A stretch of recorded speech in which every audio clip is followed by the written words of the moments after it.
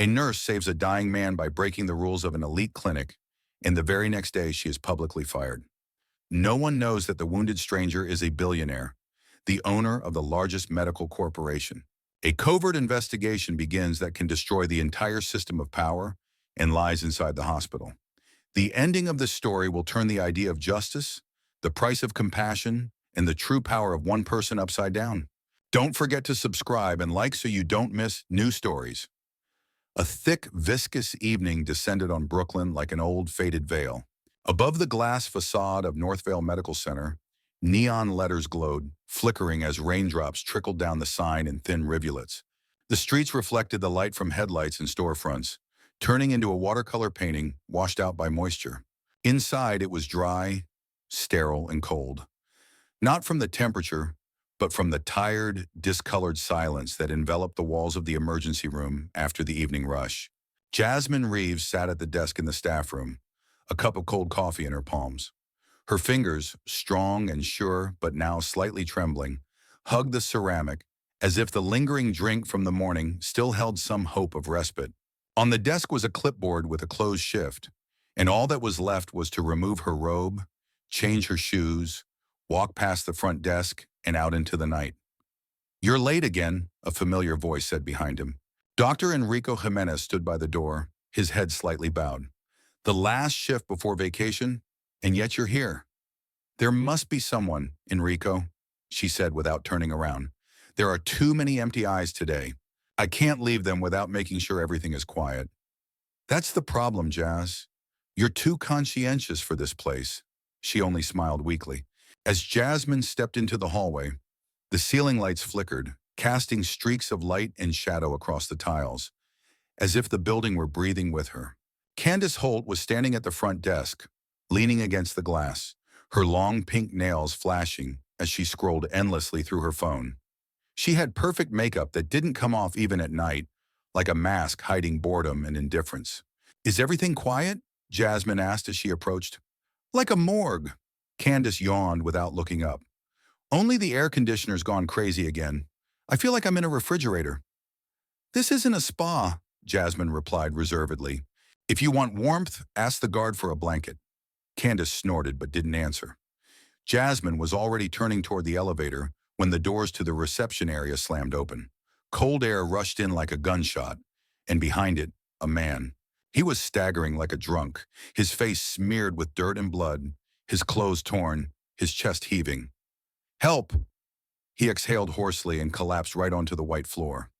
"Oh my God!" Jasmine rushed forward, dropping to her knees. "He's unconscious. Pulse is weak. Breathing is shallow." "Without insurance?" Candace asked coldly, still glued to her phone. "What? Does he have documents? A medical card? What? No? Well then, wait for an ambulance from the general hospital. This is an elite institution, not a free shop." "Are you serious right now?" Jasmine's voice broke into an angry whisper. "He's bleeding." "And that's your problem." Candace shrugged indifferently. "You know the rules. No insurance, no help. Those are the rules." Jasmine leaned over the man. His face was barely visible beneath the dirt, but his features were unnervingly familiar. His forehead was cut, and blood was running from his ear. She put her hand to her chest, her heart beating raggedly, as if clinging to every second. "Get the gurney, quickly!" she shouted. "I'm not going to lose my job because of some ragamuffin." Candace stood up, pushing her chair back noisily. "Then get out of the way," Jasmine said through gritted teeth, pressing the napkin to the wound. Dr. Jimenez came out of the hallway. He froze for a moment when he saw the scene, then glanced at Jasmine, then at Candace, and without saying a word, turned and disappeared. A minute later, his voice came over the loudspeaker. "We are preparing operating room 3, emergency." The gurney rolled up. Jasmine and the nurse loaded the man in, holding his head down. Her hands were shaking, not from fear, but from rage. "If he dies," she whispered, looking Candace straight in the eyes, "it will be on your conscience." "I have no conscience, only a contract," she shrugged. Jasmine held her breath as the OR doors slammed shut behind them. She no longer felt the passage of time or heard the building holding its breath as the evening wore on. Only the sound of the heart monitor and Dr. Marcello's voice, sure and quick, kept her grounded in reality. Head injury, he said, but you got him here in time. We can save him. 3 hours later, it was over. The patient was stable, in a private room. His papers were still missing, his face nameless. But Jasmine felt a strange certainty. He was no ordinary man, not homeless. You're taking too much of a risk, Nurse Reeves, Dr. Marcello said, removing his gloves. If management finds out, then I will leave knowing that I did the right thing, she answered calmly. When she went outside, the rain had already stopped. The first stars appeared in the sky, timid and warm, like a touch of gratitude. But ahead, in the glass of the administrative wing, the light in the director's office was already burning, and someone's shadow was moving inside, nervously, sharply. The morning promised to be stormy. The morning in East Flatbush began not with cheerful voices, but with the heavy breathing of concrete, awakened by the rumble of garbage trucks and the cries of the first street vendors. The narrow sidewalks, spotted with old paint and wet newspapers, were slowly illuminated by a pale, diffused light. On the corner, the bakery opened its doors, releasing the smell of cinnamon and fresh baguettes. But Jasmine felt nothing. No hunger, no smells, no comfort. She walked down the alley toward her house, clutching her phone in her pocket. 3 missed calls. Same number. No signature. Unfamiliar. The key trembled treacherously in the lock, as if it did not want to let her back into the life that remained until last night. The one where there was stability, status, respect, at least on the surface. The door creaked and silence spread out behind it. The apartment greeted her reservedly, with dim light from the kitchen window, the smell of last night's dinner left on the table, and a photograph of her mother in a wooden frame. She looked from the shelf as if asking, "Are you still holding on, my girl?" Jasmine sank into a chair, pressed her palms to her face, and froze. The buzzing in her ears gave way to vibration as her phone vibrated in her pocket. The same number. She sighed and answered. "Jasmine Reeves?" The voice was low, with a soft confidence, almost musical.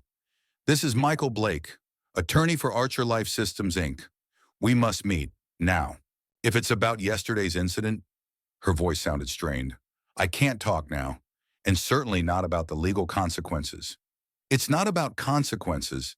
It's about possibilities. The man you saved, his name is Daniel Archer." Silence fell between them like a glass wall. Jasmine closed her eyes and the pained face appeared before her again. Dirty, wounded, defenseless. In her mind, it was a homeless man, abandoned. And he was Daniel Archer? "He's a billionaire?" she asked quietly. "One of the most powerful men in the medical business?" "That's right. And he wants to meet you. In an hour. At the Livingston Cafe, corner of 9th and East 1st. "Why me?" "Because he said she did what no one else would do. Not for the money, not for the name. Just because it was right." The cafe turned out to be a small, cozy place with brick walls and shelves filled with books and teapots of various shapes. Young couples were sitting by the window, some leafing through a newspaper, others reading a menu. At the farthest table in the corner, Jasmine noticed a man in a gray suit who stood up when she entered. "Mrs. Reeves?" He bowed slightly. "Thank you for coming." "Are you Blake?" "Michael. Please sit down.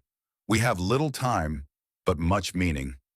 He pushed the cup of tea towards her, the scent of jasmine instantly filling the space between them.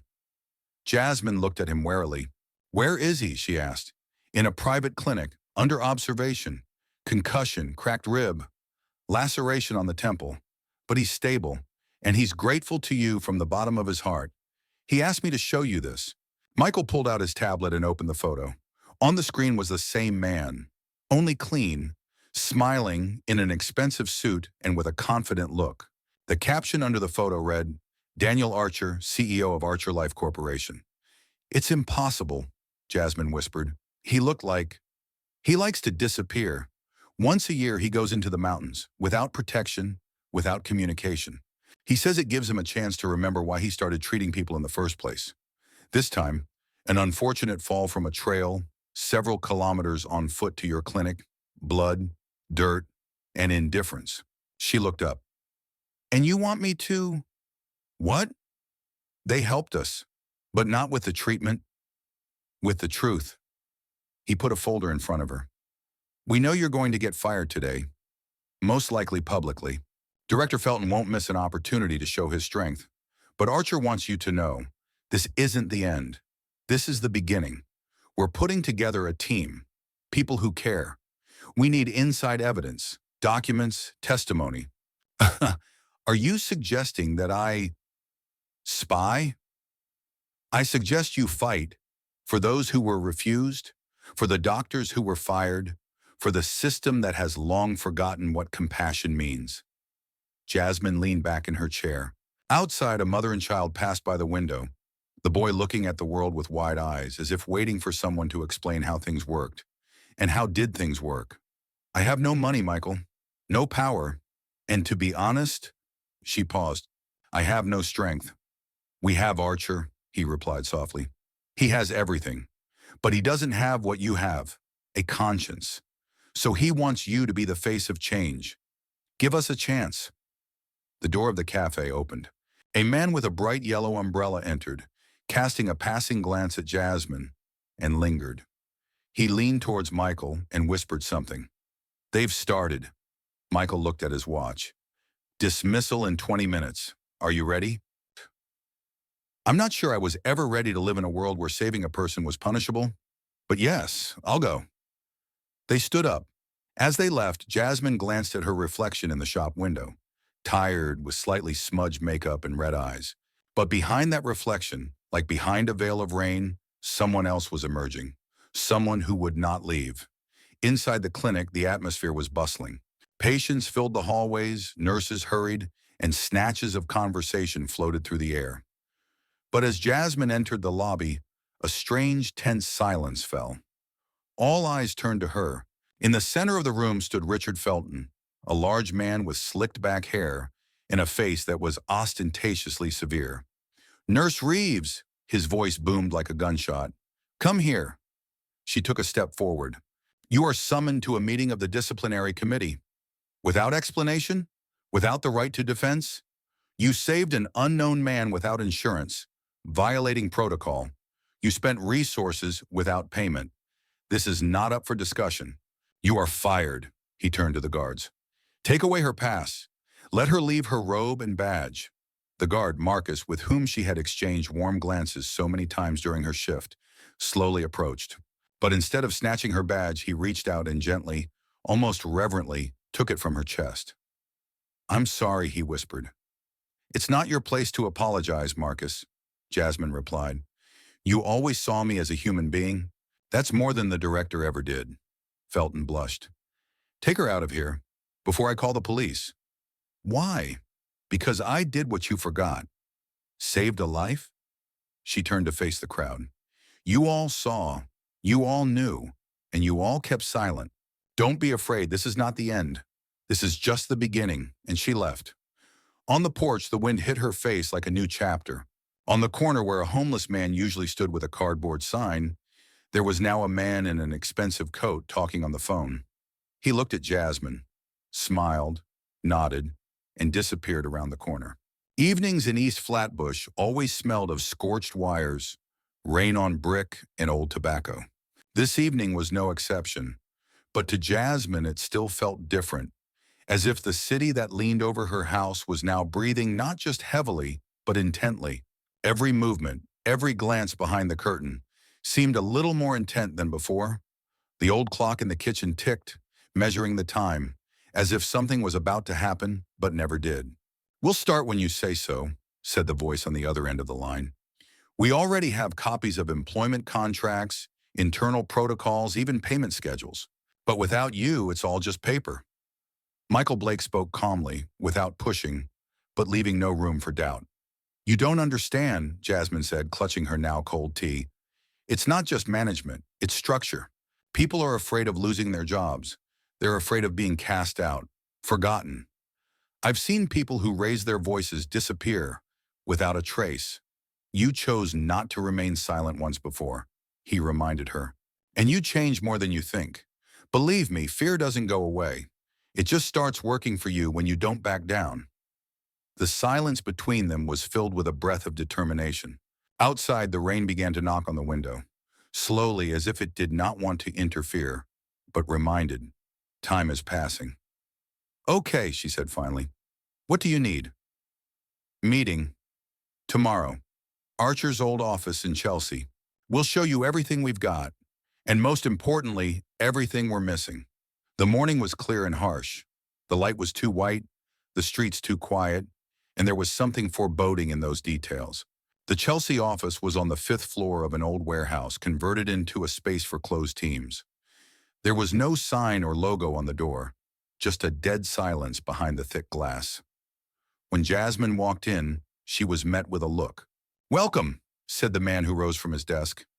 His name was Ray Wanders, a lawyer of 20 years standing, gray-haired, with eyes that were not at all affected by politeness. "I've heard of you," he added.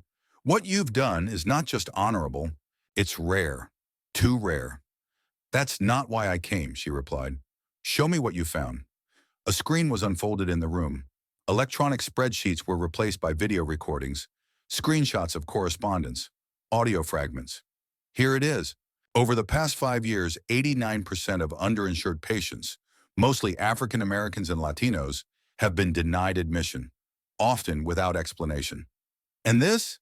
Jasmine leaned forward. "Email correspondence?" "Yes." Felton regularly reported on cost reductions. Here's a quote. "Every patient not admitted to hospital is a win for finance." Another, "Great job, Patty. 300 rejected in March is a personal best." "Patty, Candace Holt?" she asked quietly. "Exactly. Your former receptionist. She was an instrument, but he is a conductor." Jasmine ran a hand through her hair. She felt a heaviness rising in her chest. Not rage, not despair, but heaviness. As if a stone had been placed on her, carved from the very words that had just been spoken. "We need video," Ray said. Felton's words, his exact words, his voice. "The clinic's internal security system is the best source. It's not just the camera that's active, it's the audio. We just don't know where the backups are." "I know," Jasmine said. Marcus Wilson opened the door an hour later. He was wearing a simple dark sweater, jeans, and a look that looked like he had lived a year in the last few days. He silently ushered Jasmine into the small apartment that smelled of coffee and incense. "I knew you would come," he said without looking. "Did you know why? I knew you would be in pain alone. And now there are 2 of us." He walked to the closet, opened the bottom shelf, and took out a flash drive. "I copied the archives the night before I left, just in case. Here, the reception room camera, with audio, for the last 2 weeks." She took the flash drive with caution, as if it were not a device, but a human heart that was about to beat again. "Thank you, Marcus. You're taking a risk." "I already took a risk when I didn't close my eyes. The rest is just consequences." That same night, they gathered in the same office. Ray inserted the flash drive into the laptop. The sound was amplified, and the first thing they heard was Felton's voice. "That arrogant black nurse. I've been looking for a reason for a long time, and here it is. She saved some ragamuffin. Excellent. Let her fly where she belongs." Jasmine closed her eyes, not from pain, from clarity. Everything fell into place now. "Is that enough?" she asked. "More than that," Ray replied. "This isn't just discrimination. This is systemic violence. We're ready to go. What if they try to jam it? We have something better than big words. We have a live broadcast." The next day, the exclusive Metropolitan Crown Hotel hosted its annual charity dinner, honoring the city's finest healthcare administrators. At the tables were investors, mayors, senators, and journalists. In the center of the room was a stage where Richard Felton shone, delivering speeches about affordable medicine and the moral responsibility of hospitals to society. "We have built a clinic where every dollar works for the result, and today I proudly raise my glass to success, to the purity of the system, to efficiency and order." The presentation began on the screens on the walls, but after 30 seconds the slides froze, and the picture changed. "That arrogant black nurse," a familiar voice sounded. People turned. Felton froze. On the screen was a recording of the reception room, frame by frame. A voice, full phrases.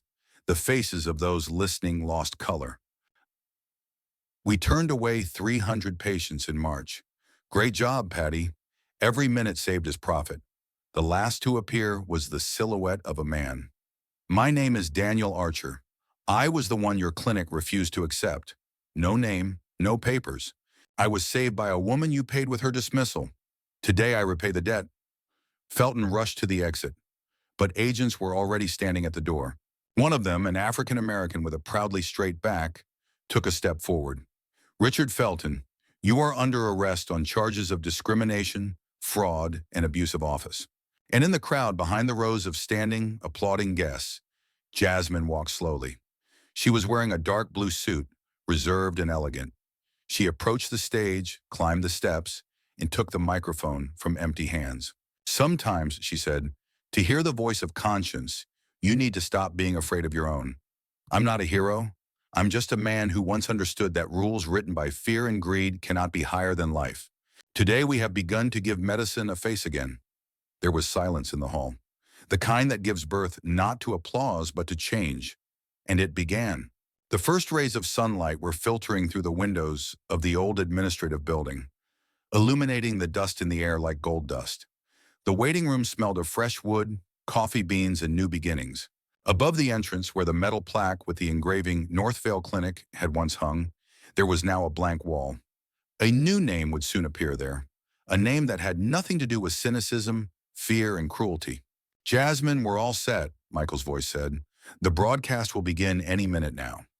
She stood at the top floor window, looking down at the busy street.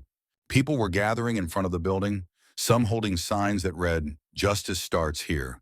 Some just there to watch, to be there, to witness. Jasmine felt it not as a triumph of her own, but as the return of something lost, dignity given form. I didn't prepare for the speech, she said. You don't have to, Michael replied softly. Just tell it like it is. The world has heard you. Now let it see. Everything was ready in the hall. Cameras, screens, microphones. The guests were already taking their seats. In the front rows sat patients who had once been expelled from the clinic. Some with a child in their arms, some with crutches, some simply with hope in their eyes. Behind them were representatives of the city council, independent funds, even a few people from the Ministry of Health. But the main figure was not the official. It was her. Ladies and gentlemen, the host said, please welcome a man who dared to break the rules to save a life. A man who became a symbol of change. Jasmine Reeves. She walked onto the stage in silence. The silence wasn't cold. It was expectant, respectful, admiring. Jasmine closed her eyes for a second, took a breath, and spoke. I'm not a PhD. I'm not a company founder. I'm just a nurse. And all I did was not turn away. When I saw a man lying in front of me, covered in dirt and blood, I didn't ask who he was.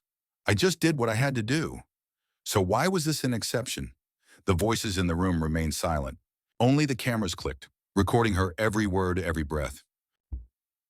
For 10 years, I worked in a clinic where pain is assessed by the presence of a credit card, where an insurance policy is more important than a pulse, where a patient's appearance can be a reason for refusal.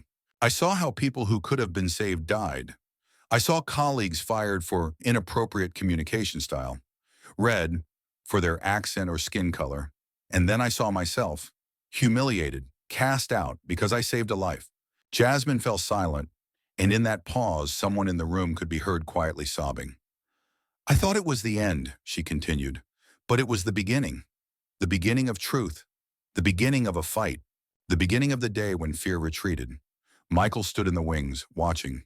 He knew that no script, no campaign could have the same effect as the truth, spoken in a voice that did not break. Daniel Archer came out to her, recovered, in a gray suit, modest but impeccable. His eyes were full of respect and pride. I was the one the system rejected, he said. Despite all the millions in my bank account, I was nothing that night, in their eyes. And only one person saw me as a human being. Her name is Jasmine. Today, my company officially announces Northvale Clinic is no more. In its place, the Jasmine Reeves Center is opening. A one-stop shop. It doesn't matter who you are, where you're from, how much money you have. Here, you're just a person.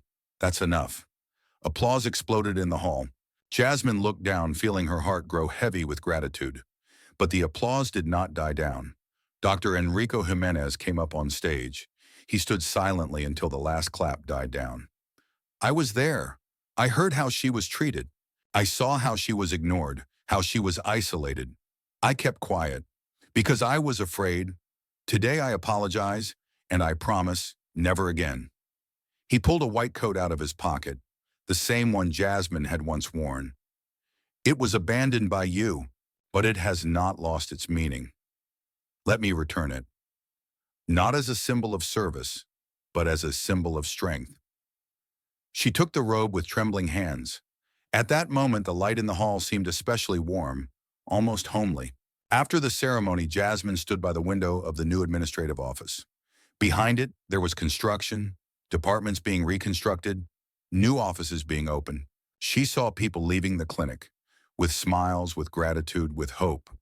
This was not just the result of work. This was the restoration of justice. We already have a waiting list of 3 months ahead, Michael said as he walked into the office. Free diagnostic programs, new appointments, therapy groups, and all the spots are taken. That's good, Jasmine nodded. Very good. He sat down opposite. Do you realize that it's not just patients who listen to you now? Universities want you to give lectures. The ministry is proposing to include your center in the national program. I'm not a politician, Michael, but you became a voice, and in times like ours, that is more valuable than any title. She thought, fingering the edge of her robe. I want to do one more thing, a full scholarship program for young students from poor families, especially Black and Latino. Let them learn. Let them save. Let them never feel like they don't belong. We're already working on it, Michael smiled. And we have our first anonymous donor, 5 million. Any guesses who it is? She looked up. Archer? He asked not to name. But yes, he believes that once you save not only him, but the entire system. Now he is saving it together with you. Jasmine returned home in the evening. The neighborhood was the same walls, the same sidewalks. But there was now a light in her apartment window that drew attention. She turned on the kettle, put a cup on the table, and sat down in front of her mother's photo. See, Mom? I still remain the person you raised me to be. Outside, the evening breeze ruffled the leaves of the sycamore trees. The city breathed more calmly. Somewhere on a bench near the entrance, an elderly man leafed through a newspaper. The headline, Jasmine Reeves Center, A New Era of Medicine. Everything started anew, but now it was different. The morning rose slowly over the city, as if it had decided to linger a little longer, to enjoy the moment. The sky over East Flatbush was clear and bright, with thin clouds that looked like stretched cotton wool. People were walking along the streets, with coffee in their hands, with briefcases, with bags over their shoulders. Some were in a hurry, some were smiling. And some, not hiding their tears, approached the white building with a wide glass arch, above which a new sign shone, Jasmine Reeves Center, one-stop medical care. Inside, the building no longer resembled that cold administrative mechanism where everything used to remind one of rules, orders, and alienation. Instead of dim lamps, there was warm, diffused light. Instead of boring linoleum, there were wooden panels and soft carpets. On the walls hung photographs, the faces of patients, employees, children, old people, alive, real. In each frame, there was not a report, but a story. Jasmine stood in the hallway, holding a folder with new expansion plans. She wore a white coat, but it wasn't a uniform anymore. It was a symbol. Marcus Wilson approached, wearing his head of security uniform, a badge gleaming on his chest, and a data tablet in his hands. Good morning, Dr. Reeves. The line already stretches to the next block. Can we handle it? We are. We are not alone. Sabr, how are the patients? One child with bronchial asthma has just been admitted, already in the stabilization unit. His mother is crying with happiness that she didn't have to choose between food and treatment. Jasmine nodded. This is what it all started for. She headed for the conference room. Journalists and representatives of international medical institutes were waiting there. On the screen was a map of the country with red dots. 5 cities, 5 new centers that were supposed to open next year. Daniel Archer was already there, next to the podium, giving a speech. We live in a world where health has become a commodity, But one woman showed there was another way. Today, we are announcing a $100 million donation to spread the Reeves Center model across the country. Because dignity is not a luxury. Applause filled the room. Jasmine stepped up to the microphone. Her voice was firm but not loud, as if she were speaking to everyone personally. When I was fired, I thought I had lost everything. But it turns out that sometimes, to find your place, you first need to be cast out. Sometimes, to hear yourself, you need to remain in silence. We are building a system where the main question is not, can you pay, but how do you feel? And we will no longer allow fear to determine who is worthy of help. The room was quiet, too quiet, and in that silence a footstep sounded. Someone stood up in the last row. It was Dr. Enrico Jimenez. He looked at Jasmine as if he was seeing her for the first time. I saw how you were humiliated, and I kept silent. Today I want to say, you taught us to be doctors again. Thank you. After the press conference, Jasmine returned to her office. There was a letter on her desk, a regular letter with a printed envelope. She opened it. Inside was a photograph, an empty hospital room, photographed in black and white. On the headboard was a sign, no more rejections, no signature, no return address. It's you, isn't it? She said quietly, looking into space. Thank you, Daniel. Meanwhile, 300 kilometers away, in a gray concrete building that smelled of bleach and iron, a man sat in a prison cell. His hair had turned white, his shoulders were slumped, and his eyes were dull. Richard Felton. He no longer shouted, no longer gave orders. He was sweeping the hallway, bent over, silent, as if trying to wipe off the tiles what he had once created. A security guard approached him. You have a visitor. Felton stood up.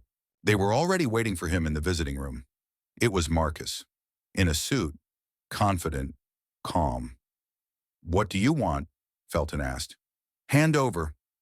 Marcus put an envelope on the table. Inside was an invitation to the opening of a new center, a photo of the facade, and a newspaper clipping.